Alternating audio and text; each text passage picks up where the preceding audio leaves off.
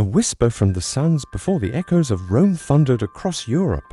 Before the rise of Athens and the shadow of Babylon, there was a river, a golden ribbon winding through endless desert, giving birth to a civilization so grand, so enduring, that it would leave its mark for millennia. Here, on the banks of the Nile, stone-kissed sky and time stood still. Here, the ancient Egyptians whispered to gods in towering temples and etched their story upon the walls of eternity. Welcome to Kemet, the Black Land. Welcome to Episode 1, Ancient Egypt, Kingdom of the Nile. Segment I, Cradle of the Nile. The story of Egypt does not begin with pyramids or pharaohs. It begins with water. The Nile, lifeblood of the land, flowing more than 6,600 kilometers from the heart of Africa to the Mediterranean Sea, is the gift that made Egypt possible. Every year, the river would swell with the seasonal rains from Central Africa, flooding the plains and depositing rich black silt across the land. It was this fertile band that turned desert into abundance, the origin of the name Kemet, referring to the rich dark soil in contrast to the red lands or Deshret, the barren deserts beyond. By around 5000 BCE, Neolithic settlers had already taken root along its banks. They cultivated emmer wheat and barley, tamed wild cattle, and fished the river's depths. These early communities evolved into larger regional centers, eventually forming two main cultural spheres, Lower Egypt in the Delta and Upper Egypt to the south. Between them stood a cultural tension and eventually a fusion. Around 3100 BCE, legend holds that a warrior king named Narmer, also known as Menes, unified Upper and Lower Egypt.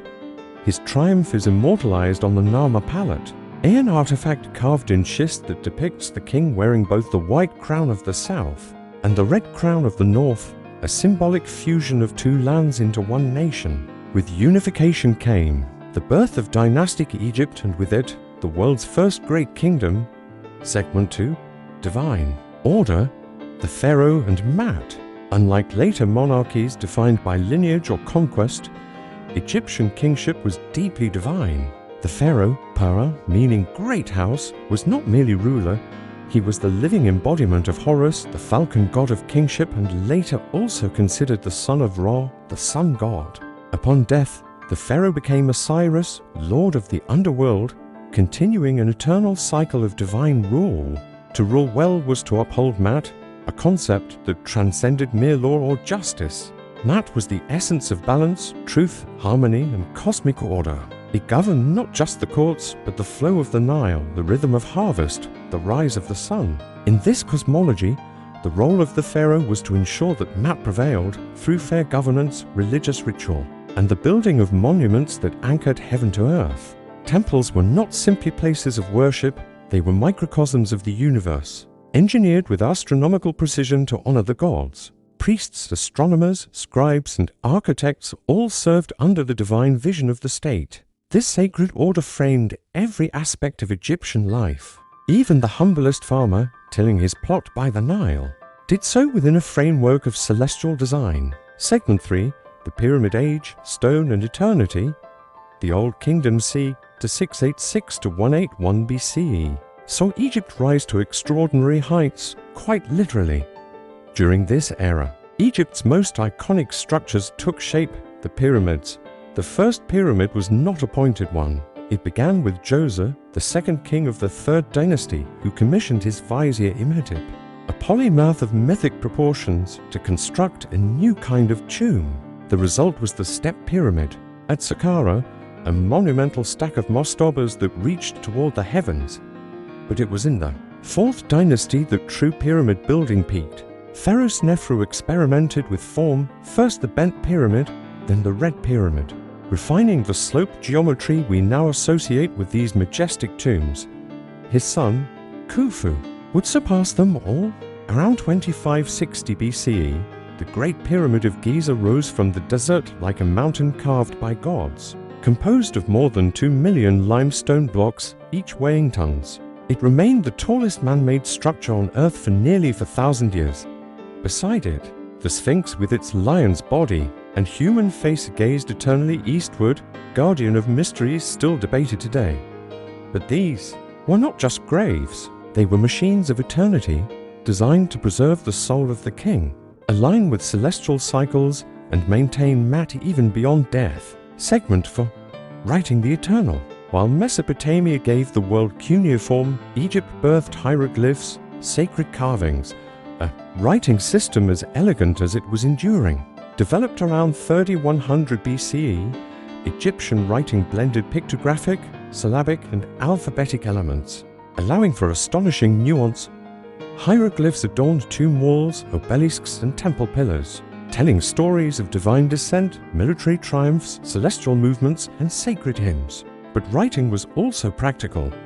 Papyrus scrolls inked with reed brushes carried medical treatises, mathematical calculations, love poems, and legal codes. The scribes, mediators between spoken word and eternal memory, were revered.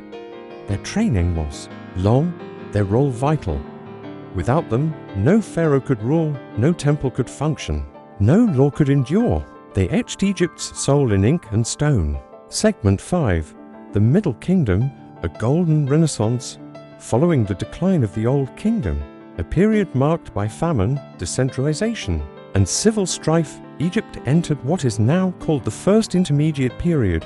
Local governors, or nomarchs, held sway in their districts, and for over a century, unity fractured. But from this disarray emerged a new strength. Around 2055 BCE, Mentuhotep II of Thebes reunited Egypt, ushering in the Middle Kingdom c. 2055 to 1650 BCE, though less flamboyant in monument building than their predecessors. The Middle Kingdom pharaohs presided over a time of renewal, characterized by centralized authority, agricultural reclamation projects, and cultural flourishing. The Middle Kingdom was Egypt's age of introspection. Literature turned philosophical, tales like The Eloquent Peasant and The Story of Sinew reflected on morality, justice, and the individual's place in society and the afterlife. Art evolved, portraying the pharaoh less as a god and more as a wise, sometimes aged, shepherd of his people. Religious practices diversified. Osiris, god of the dead and ruler of the underworld, grew in popularity, his myth of death and resurrection offering hope to ordinary Egyptians, who began to believe that they, too, could enjoy life after death. This democratization of eternity reshaped Egypt's spiritual landscape. Segment 6. The Hyksos and the birth of empire. But the stability of the Middle Kingdom did not last. Foreign peoples, known collectively as the Hyksos, likely from Western Asia, migrated into the eastern Nile Delta, eventually establishing their own dynasties and introducing new technologies, most notably the horse-drawn chariot and improved bronze weaponry. Though seen as invaders, the Hyksos also facilitated cultural exchange. Their presence during the Second Intermediate Period, approximately 1650 to 1550 BCE, jolted Egypt into military innovation and national reflection. It was Ormozai, a prince of Thebes, who expelled the Hyksos and founded the 18th dynasty, initiating the new kingdom, Egypt's imperial golden age. Now armed with chariots and a professional army, Egypt transformed from a defensive kingdom into a regional power. Its pharaohs campaigned beyond the Nile into Nubia and the Levant, collecting tribute, trade, and territory. Temples became more grandiose, art more vivid, and wealth poured into the land. This was the era of kings and queens whose names would echo through time. Segment 7. Pharaohs of Power. Hatshepsut, Thutmose, and Ramses. Among the luminaries of the New Kingdom c. 1550 to 1070 BCE was Hatshepsut, a woman who defied expectation. Though originally regent to a young stepson, she declared herself pharaoh, adopting male regalia and commissioning spectacular building projects, including her mortuary temple at Deir el-Bahari, harmoniously carved into the cliffs west of Thebes. Her reign was marked by peace, prosperity, and global trade, notably with the mysterious land of Punt. Thutmose III, her successor and stepson, earned renown as a military strategist. Often dubbed the Napoleon of Egypt, he led campaigns as far as Syria, expanding Egypt's influence to its furthest extent. Then came Ramses II, Ramses the Great, who ruled for 66 years. and left monuments across the land, from the colossal statues of Abu Simbel to the vast halls of Karnak. His reign blended military bravado, diplomacy, notably the first known peace treaty with the Hittites, and an ego carved in stone. It was Ramses who may have faced the mysterious Sea Peoples, marauding groups that attacked Egypt and brought down neighboring empires. Though he repelled them, the new kingdom would not survive long after his passing. Segment 8, Twilight and Transformation. As the new kingdom waned, Egypt entered the third intermediate period, approximately 1070 to 660 for BCE, a time of fragmented rule, foreign incursions, and internal decline. High priests of Ammon wielded power rivaling the pharaoh, and Nubian kings from the south, known as the 25th dynasty, ruled for a time, attempting to restore old glories. Later came the Sate Renaissance and the 26th dynasty, a final native resurgence, before the relentless march of empire reached Egyptian sands in 525 BCE. The Persian Achaemenid Empire conquered Egypt, though they allowed many native traditions to continue. Egypt was no longer sovereign. There would be brief revivals under Nectanebo II and others, but the die was cast. Segment 9, Cleopatra and the Last Pharaoh. Then, in 330 to BCE, Alexander the Great swept into Egypt. The people, weary of Persian rule, welcomed him as a liberator. In his wake rose a new dynasty, the Ptolemies, Macedonian Greeks who ruled Egypt for nearly 300 years.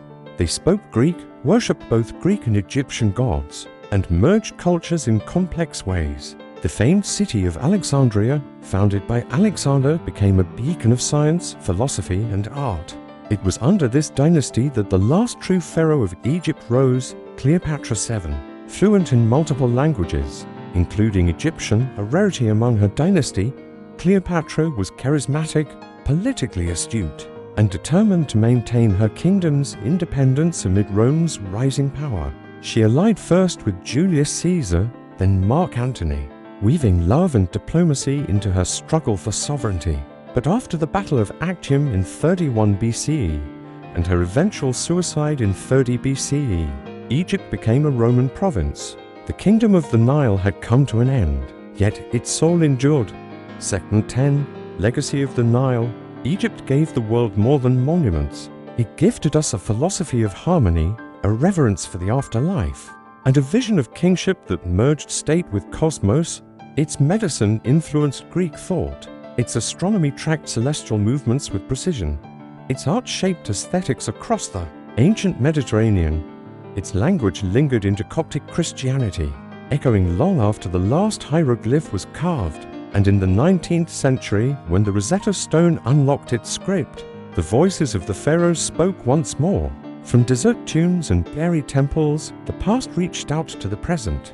Today, tourists still stand in awe beneath towering obelisks and colossal colonnades, feeling the same hush the ancients must have felt when standing in the shadow of eternity. Egypt was not just a kingdom, it was and remains a civilization, a whisper of the ancients still echoing through the Nile's eternal flow. Segment 11, Gods Among the People. To truly understand ancient Egypt, one must enter the world of its gods. The Egyptian pantheon was vast, vibrant, and intimately woven into every aspect of life. Unlike the distant deities of some civilizations, Egyptian gods walked among the people, in statues paraded through festivals, in animals considered sacred embodiments, and in natural phenomena that mirrored divine will. Rather, sun god sailed his golden bark across the sky each day, fighting off chaos in the form of the serpent Apophis every night, a cycle of light and darkness that mirrored the eternal struggle of order against disorder. Osiris, the green-skinned god of the afterlife, ruled the dead but also symbolized rebirth.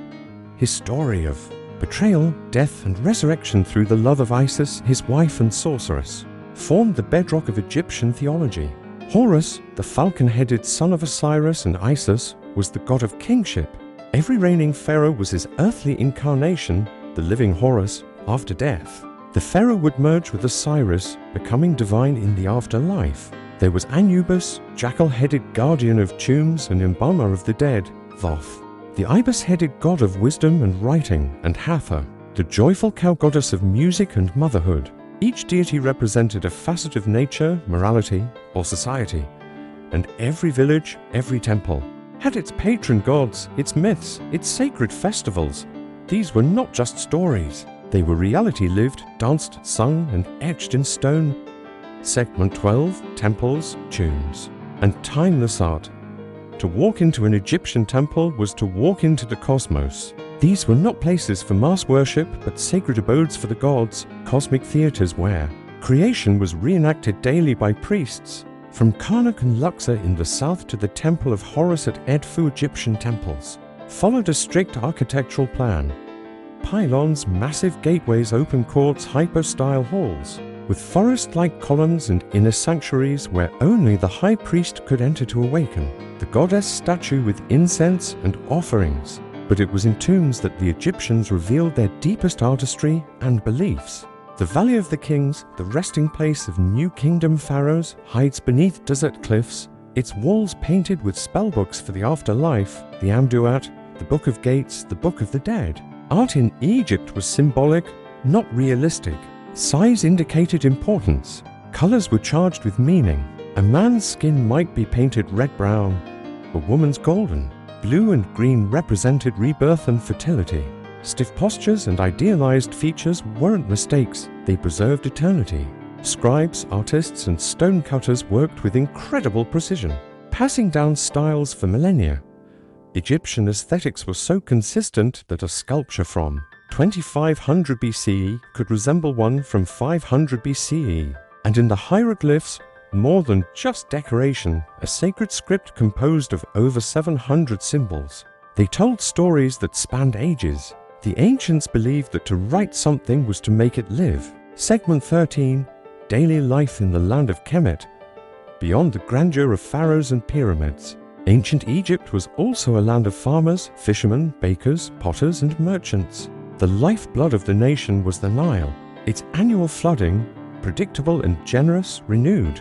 The soil ensuring crops of wheat, barley, flax, and papyrus. Farmers worked in cooperative units, taxed in grain. Irrigation was organized with remarkable efficiency.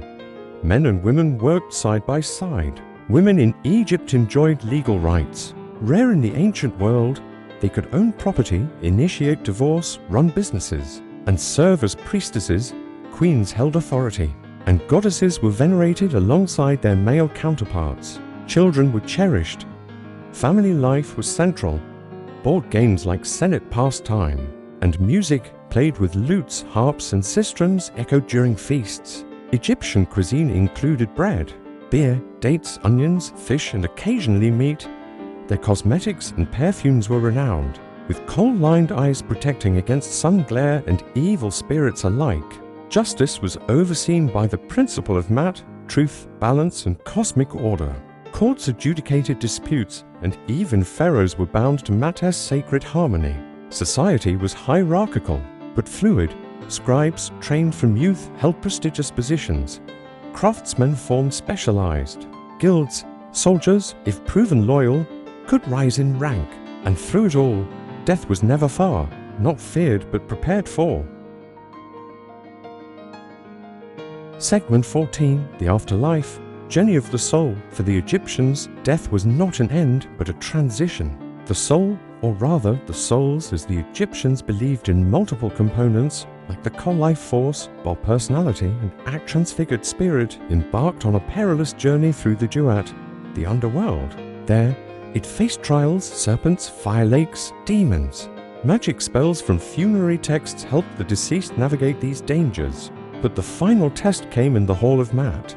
Before Osiris and 40 divine judges, the heart of the deceased was weighed against the feather of truth. If it was pure, the soul passed into the field of reeds, a paradise-cycle version of Egypt, where one could farm and live eternally in peace. If impure, the heart was devoured by a mit, a monstrous blend of crocodile, lion, and hippopotamus, and the soul was annihilated.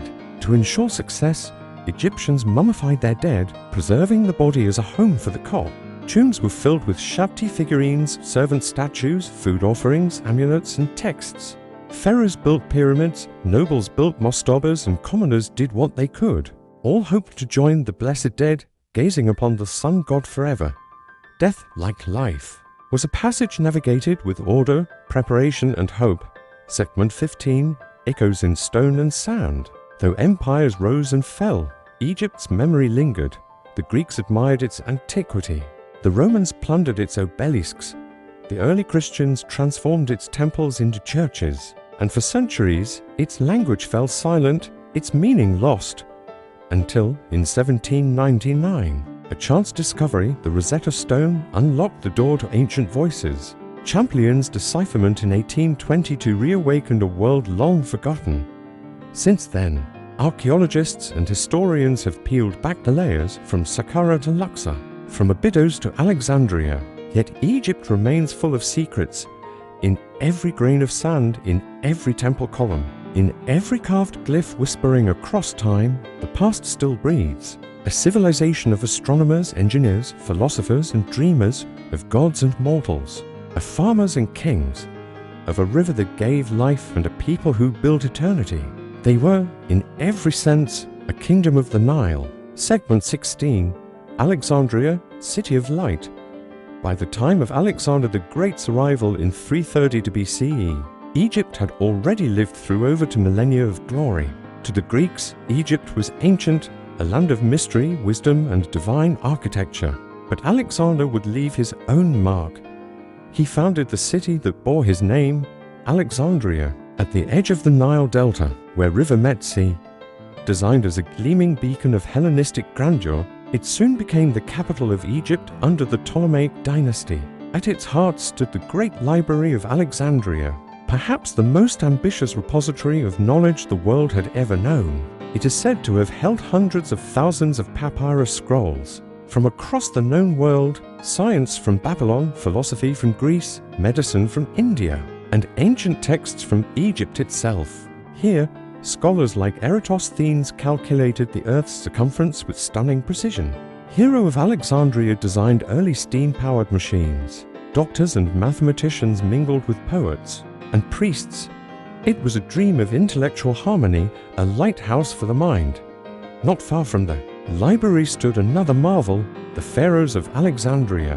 One of the 7 wonders of the ancient world, this massive lighthouse rose over 100 meters, guiding sailors safely into the city's harbor, a symbol of technological prowess and ambition. Alexandria was cosmopolitan, dazzling, and deeply Egyptian beneath its Greek exterior. The city stood as a testament that the civilization of the Nile could adapt, absorb, and reimagine without losing its soul. Segment 17, Cleopatra, the last pharaoh. In the twilight of Egypt's independence, rose one of its most iconic figures, Cleopatra VII, born into the Ptolemaic dynasty, which had ruled Egypt. Since Alexander's death, Cleopatra was not only the last active ruler of ancient Egypt, but also one of its most astute. Unlike many of her Greek-descended predecessors, she spoke Egyptian fluently, honored native traditions, and portrayed herself as the goddess Isis incarnate. In an age of Roman expansion and internal Egyptian strife, Cleopatra played a dangerous political game on the world stage. She formed legendary alliances and romantic entanglements with Julius Caesar, and later Mark Antony, seeking to preserve Egypt's sovereignty. Together with Antony, she defied Rome's rising strongman, Octavian. But after their defeat at the Battle of Actium in 31 BCE, the lovers took their own lives. According to legend, Cleopatra's death came by a serpent's bite, the asp, sacred symbol of royal power. With her passing, Egypt fell to Rome. No more pharaohs, no more dynasties. The 2 millennia rule of divine kings ended not with collapse, but with the whisper of a dying queen. And yet, in that final gesture, defiant, dramatic, immortal, Cleopatra ensured her place in history. Segment 18, Legacy of the Nile. Egypt did not vanish after Cleopatra. It became a province of Rome, later of Byzantium, then fell to Arab conquest in the 7th century CE. Islam brought new art, science, and language. Coptic Christianity preserved ancient customs in new religious forms. Temples were buried, reused, repurposed. But the spirit of ancient Egypt endured. Its architecture inspired Napoleon's artists and Victorian explorers. Its mythology reawakened in novels and operas. Its symbols, the Eye of Horus, the Ankh, the scarab, adorn modern jewelry, tattoos and logos. And with every archaeological dig, with every unearthed tomb or deciphered inscription, the past breathes again. Egypt's legacy lies not only in what it built, but in what it taught. That civilization is rooted in harmony with nature, that art can outlast empires, that the quest for eternity shapes how we live. Even today, millions look upon the pyramids and wonder, not just how they were built, but who these people were, and why their story still moves us. In a world where time forgets much, Egypt remembered everything. Segment 19, Reflections from the Sands. As the sun sets behind the pyramids and the call to prayer echoes over Cairo, the ancient and modern touch hands. The Nile still flows. Farmers still sow its banks. Children still dream under the same stars the pharaohs once studied. The story of ancient Egypt is not just one of kings and gods. It is the story of human imagination pushed to the edge of the possible. It is the story of a people who asked not just how to live, but how to endure through stone, through memory, through myth. They succeeded. In stone reliefs, in golden tombs, in inked papyri, they left messages for us. They said, "We were here, we mattered, and so will you." And when the desert winds shift and the sand peels back the past once more, we may yet hear them whisper across time, across silence, the eternal echoes of the kingdom of the Nile. Segment 20, Echoes in Stone, discovering the lost past. For centuries, the secrets of ancient Egypt lay buried beneath sand and rumor. Temples eroded, languages faded, the grandeur of the pharaohs became legend, distorted, half-remembered and sometimes dismissed as myth. But in the 19th century, the veil began to lift. In 1799, a French soldier uncovered a black basalt slab near Rosetta inscribed with 3 scripts, Greek, Demotic and mysterious hieroglyphs. This Rosetta Stone would prove the key. After years of tireless work, Jean-François Champollion cracked the code in 1822. Breathing life into long silent texts, Egypt could now speak for itself. With language came meaning. With meaning came understanding. Archaeologists swarmed the Nile. The Valley of the Kings yielded its treasures. Tombs opened. Mummies revealed their faces. In 1922, the discovery of Tutankhamun's nearly intact tomb by Howard Carter stunned the world. The time capsule untouched for over 3,000 years. Golden masks, alabaster jars, painted walls. A glimpse into the heart of a civilization obsessed not with death, but with the beauty of eternity. Yet excavation brought more than wonder. It raised questions. Who owns the past? What is the line between study and plunder? Can modern nations reconnect with the past taken from them? These questions linger. So do the discoveries. Even today, Egypt yields secrets, hidden chambers, lost cities, fragments of papyri. Every grain of sand might hide another thread in this endless tapestry. Segment 21, Nile of the Future, Living Legacy. Today, Egypt is a modern nation of over 100 million people. Skyscrapers rise beside ancient mosques. Cafes bustle in the shadow of the citadel. Satellites orbit above the pyramids of Giza. But the past is not just backdrop, it is identity. The same river that nourished papyrus and wheat 5,000 years ago now supports modern irrigation and hydroelectric power.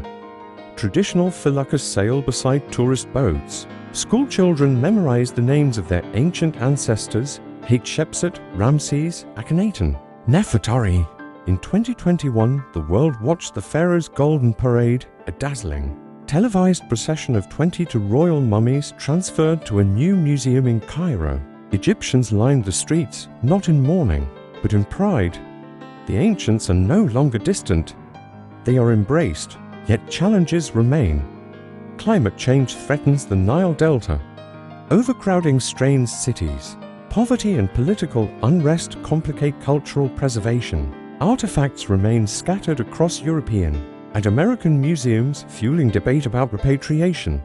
But Egypt endures just as it did through invasions, conquests, and collapse, just as it did when the gods fell silent and the temples crumbled. From every obelisk and tomb, from every mural and scroll, comes the same message: we are not dust, we are memory, we are continuity. Closing reflection. A civilization beyond time, the story of ancient Egypt is not just history, it is humanity's dream of permanence. It is what happens when people believe their deeds deserve to outlast their deaths, when they build mountains of stone so future generations might look upon them and remember. We were here, we mattered. From the mud brick villages of the early dynastic period to the golden halls of Karnak, from the mathematical alignment of pyramids to the delicate curves of hieroglyphs, from the lips of Osiris to the dreams of modern children learning their heritage in a Cairo classroom, Egypt lives in art, in thought, in wonder. It invites us to ask, what will we leave behind? What stories will our stones tell? And when time erodes all else, will our truths, like those of the Nile's kingdom, still whisper across the ages?